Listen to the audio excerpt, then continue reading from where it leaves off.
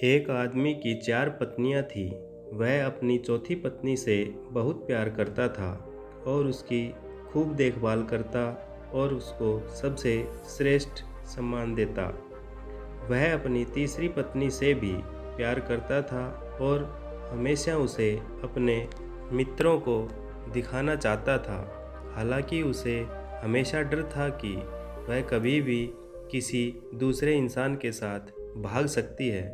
वह अपनी दूसरी पत्नी से भी प्यार करता था। जब भी उसे कोई परेशानी आती तो वे अपनी दूसरे नंबर की पत्नी के पास जाता और वो उसकी समस्या सुलझा देती। वह अपनी पहली पत्नी से प्यार नहीं करता था, जबकि पत्नी उससे बहुत गहरा प्यार करती थी और उसकी खूब देखभाल करती थी। एक दिन वह बहुत बीमार पड़ गया और जानता था कि जल्दी ही वह मर जाएगा। उसने अपने आप से कहा, मेरी 4 पत्नियां हैं, उनमें से मैं एक को अपने साथ ले जाता हूँ। जब मैं मरूँ तो वह मरने में मेरा साथ दे। तब उसने चौथी पत्नी से अपने साथ आने को कहा तो वह बोली, नहीं, ऐसा तो हो ही नहीं सकता, और चली गई। उसने तीसरी पत्नी से पूछा तो वह बोली कि ज़िंदगी बहुत अच्छी है यहाँ पर, जब तुम मरोगे तो मैं दूसरी शादी कर लूँगी। उसने दूसरी पत्नी से कहा तो वह बोली, माफ़ कर दो, इस बार मैं तुम्हारी कोई मदद नहीं कर सकती। ज़्यादा से ज़्यादा मैं तुम्हारे दफनाने तक तुम्हारे साथ रह सकती हूँ। अब तक उसका दिल बैठ सा गया था और ठंडा पड़ गया था।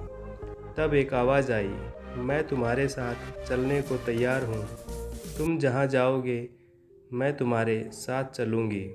उस आदमी ने जब देखा तो वह उसकी पहली पत्नी थी। वह बहुत बीमार सी हो गई थी, खाने पीने के अभाव में। वह आदमी पश्चाताप के आंसू के साथ बोला, मुझे तुम्हारी अच्छी देखभाल करनी चाहिए थी और मैं कर सकता था। दरअसल हम सब की 4 पत्नियां हैं जीवन में। नंबर 1, चौथी पत्नी हमारा शरीर है।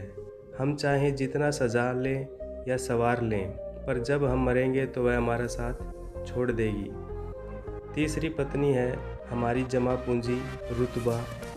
जब हम मरेंगे तो वे दूसरे के पास चले जाएंगे। तीसरी पत्नी है हमारे दोस्त व रिश्तेदार, चाहे वे कितने भी करीबी क्यों ना हों हमारे जीवन काल में, पर मरने के बाद हद से हद वे हमारे अंतिम संस्कार तक साथ रहते हैं। नंबर 4, पहली पत्नी हमारी आत्मा है, जो सांसारिक मोह माया में हमेशा उपेक्षित रहती है। यही वह चीज़ है जो हमारे साथ रहती है। जहाँ भी हम जाएं, कुछ देना है तो इसे दो, देखभाल करनी है तो इसकी करो, प्यार करना है तो इससे करो। धन्यवाद।